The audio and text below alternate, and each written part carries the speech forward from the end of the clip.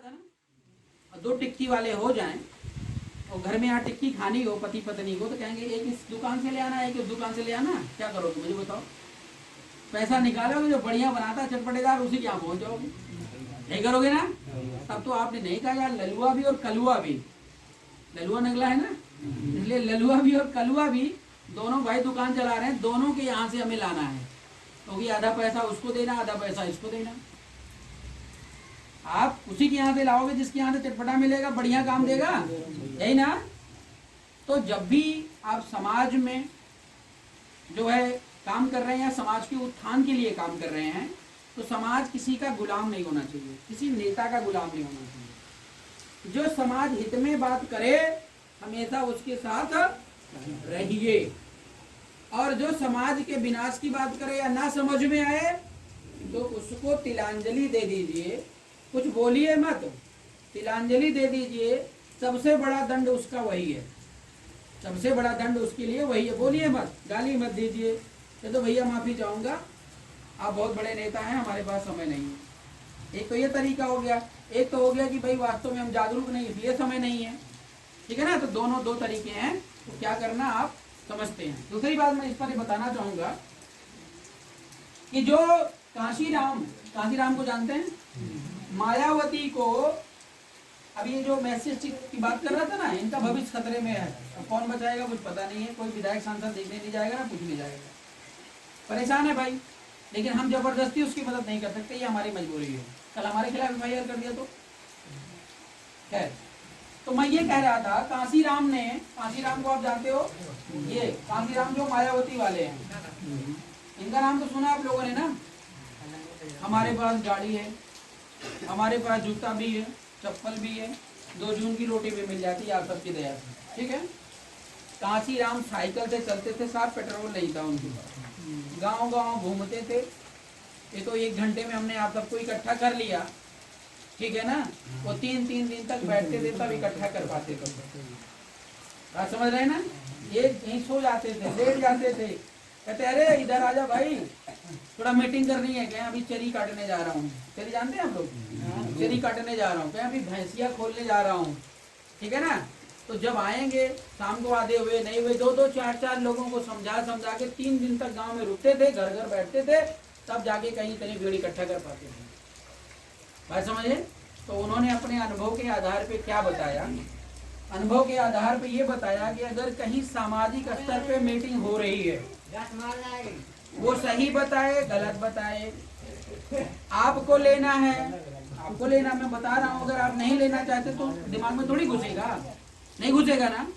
लेकिन जब भी मीटिंग प्रोग्राम कोई भी नेता आए, सुनो जरूर उसकी, सुनो जरूर उसकी, लेकिन करना आपको अपने मन की है, बस समस्या समाधान मिल जाएगा।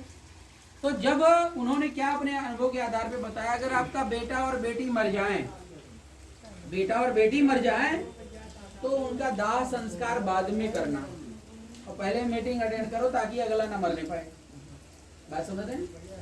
ये मीटिंग का मतलब है कि भविष्य को बनाना, समाज को बेहतर बनाना, देश को बेहतर बनाना, और समाज देश अगर नहीं रहेगा तो आप कहाँ रहेंगे मुझे बताओ, है ना। तो जो चला गया भाई उसको 1 घंटे बाद दाह संस्कार कर लेंगे, चल जाएगा, 1 घंटे बाद चल जाएगा, अब तो मृतक हो ही गया, नश्वर हो गया, मतलब खत्म हो गया।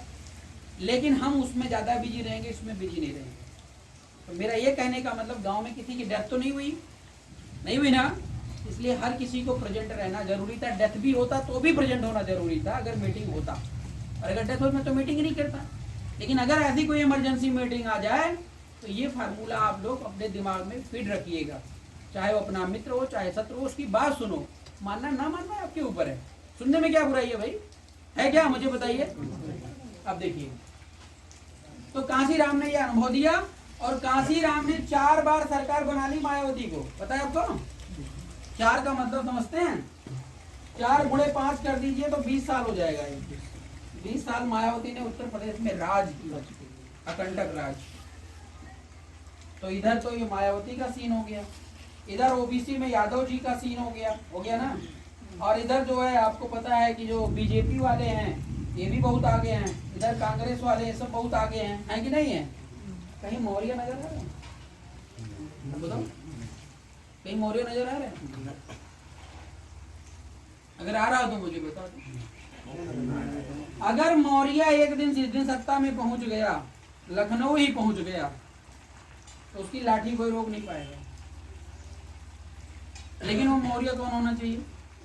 सम्राट अशोक वाला मौर्य, चंद्रगुप्त वाला मौर्य,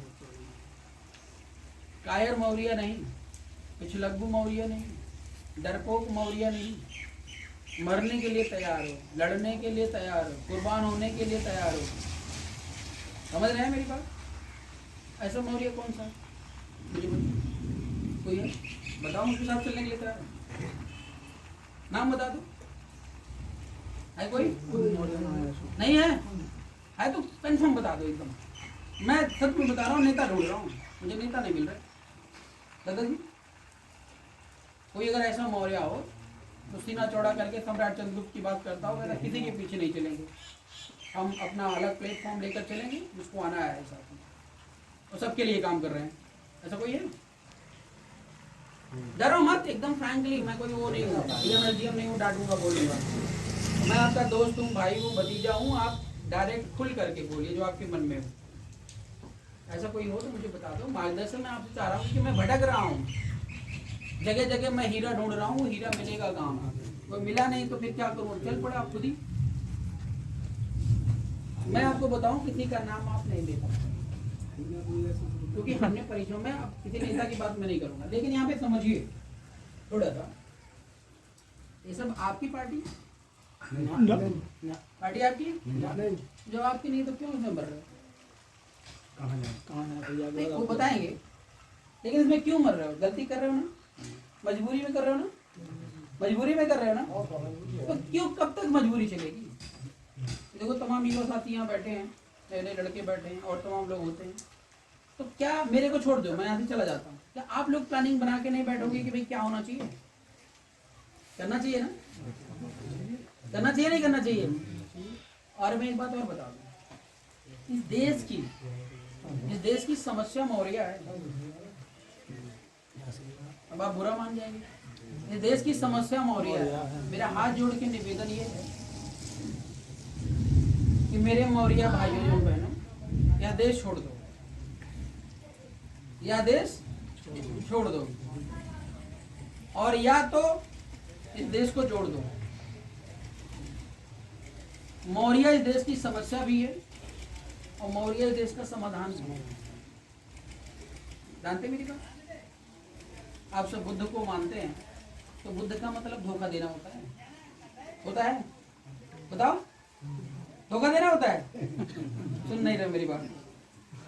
बुद्ध का मतलब धोखा देना नहीं होता, और बुद्ध का मतलब धोखा खाना भी नहीं होता है।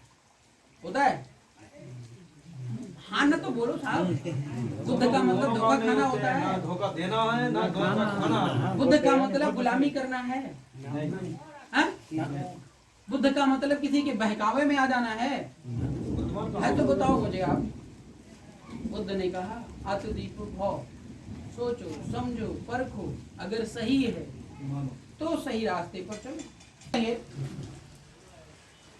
तो थोड़ा सा और मैं बताऊं आपको कि भगवान बुद्ध की बात इसलिए कर रहा हूं, भगवान बुद्ध से मैं मिला नहीं, लेकिन उनके नीतियों, सिद्धांतों, व्यवस्थाओं और तरीकों तो जब हमने पढ़ा, ठीक है, तो वो ऐसे जैसे लगता है कि मतलब बालू में पानी डालते हैं ना साहब, बालू आप जानते हैं, खेत में बालू मिट्टी होती है ना, पानी डालते तो पीती चली जाती है,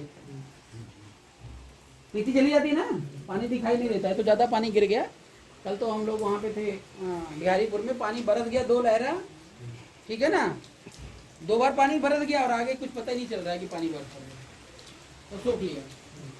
तो भगवान बुद्ध सिर्फ एक इंसान नहीं थे, उनको मैं भगवान बोलता हूँ, और भगवान बोलने का कारण होता है भक्त रागो, भक्त दोषो और भक्त मोहो बताई भगवान। बात समझ रहे? जो राग, द्वेष, तृष्णा, व्यक्तिगत इच्छाओं से, लोभ, लालच, इन सब चीजों से मुक्त होकर के समाज और देश हित में काम करें, वो भगवान है। तो भगवान बुद्ध से आपको कोई शिकायत है? ऐसा काम उन्होंने किया कि नहीं किया? किया ना। भगवान बुद्ध ने राजा के बेटे होते हुए घर बार छोड़ करके चले गए ना, जंगल में गए, रिसर्च किए, खोज किए, ये है वो है, सत्य क्या है, सत्य क्या है, सत्य के पीछे परेशान रह गए। और जब सत्य को ढूंढ लिया तो लोगों को बताने लगे। बोलो साहब, मेरे घर में 20 प्रकार के खाना बन रहा है और मैं गली में मांग मांग करके खाऊं तो या तो मैं पागल हूँ, पागल ही तो बोलोगे ना आप, भैया घर में सब कुछ बना हुआ है लेकिन ये गली में भिक्षा मांग के खा रहा है, कहीं पे सड़ा खाना मिल रहा है, कहीं पे बासी मिल रहा है, कहीं पे सूखी रोटी मिल रही है, तो कुछ कैसा इंसान होगा? आप करेंगे? नहीं करने, कोई नहीं राजी होगा। इसलिए भगवान बुद्ध को भगवान कहना लाजमी है। दूसरी बात, उनकी तुलना अभी तक किसी से नहीं की जा सकती और भविष्य में भी नहीं की जाएगी, भविष्य में भी नहीं की जाएगी। क्यों? क्योंकि भगवान बुद्ध से पहले जो मैं कहा 10,000 साल पहले का सत्य क्या था, वो सत्य किसी ने तलाश नहीं पाई। भगवान बुद्ध पे कभी बैठेंगे, लंबा चैप्टर लगेगा, मैं बताऊंगा क्या चीज़ है, धर्म की बात जब करूंगा। तो भगवान बुद्ध को जब मैंने पढ़ा और जाना और कुछ प्रश्नों के उत्तर मिले तो मैंने अपना गुरु मान लिया और आज तक मुझे हर प्रश्न का उत्तर भगवान बुद्ध के माध्यम से मिलता रहता है, लेकिन भगवान बुद्ध से मिले नहीं। बात समझ रहे? और सिर्फ उत्तर ही नहीं, मैं बता रहा हूँ आपकी हर समस्या का समाधान भी मिलता है। आप कोई समस्या बता दो, अभी खड़े खड़े समाधान बता देंगे। भगवान बुद्ध भी यही करते थे ना, सत्य बताते थे, समझाते थे, सही क्या गलत क्या है, समाधान करते थे। तो मेरा ये कहने का मतलब है, दुनिया में बहुत सारे भगवान हैं, बहुत सारे लोगों ने, जैसे हमने कहा, अच्छे लोग भी हैं और बुरे लोग भी हैं। तो अच्छे लोगों ने अच्छी बात बताई और बुरे लोगों ने इस देश में नौटंकी रचाई। नहीं, बुरे लोगों ने इस देश में नौटंकी रचाई। नौटंकी रचाने का मतलब ये कि जैसे इस गांव में सारे के सारे सपोज 90% लोग जो है शराब पीते हैं, मुझे नहीं पता, लेकिन बदायूं में खूब चलता है।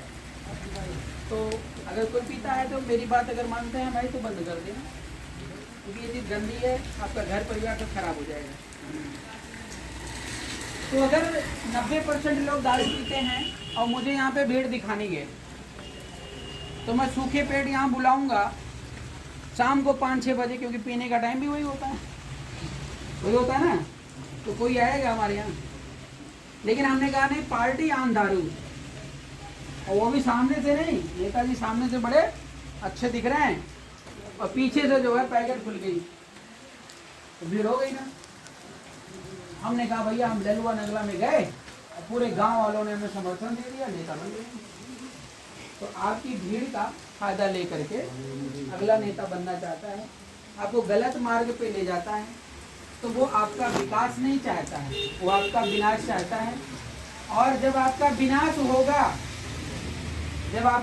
होगा और तभी हमारा विकास होगा। गलत बोल रहा हूँ क्या भाई? पड़ोसी का जब विनाश होगा, जैसे ये घर है, ये घर पुराना दिख रहा है और इसको जब गिराओगे नहीं तो बगल में आपका घर नया कैसे दिखेगा? हो सकता है इसी के लगभग बराबर दूसरा घर भी हो, तो इसको तोड़ ताड़ दो इधर उधर से, अभी आपका जो है बढ़िया दिखने लग जाएगा, ये खराब दिखने लग जाएगा, है ना ये व्यवस्था। तो हमारे देश में 2 प्रकार की व्यवस्थाएं काम कर रही हैं। एक तो शोषणवादी व्यवस्था, ये शोषण वाली, और एक है समतावादी, ये समतावादी की है। ये जो बुद्ध का मार्ग है, देश में 2 ही लड़ाई है, ध्यान रखिएगा। शोषण वाला जो है ये आरएसएस जो चला रहा है, ये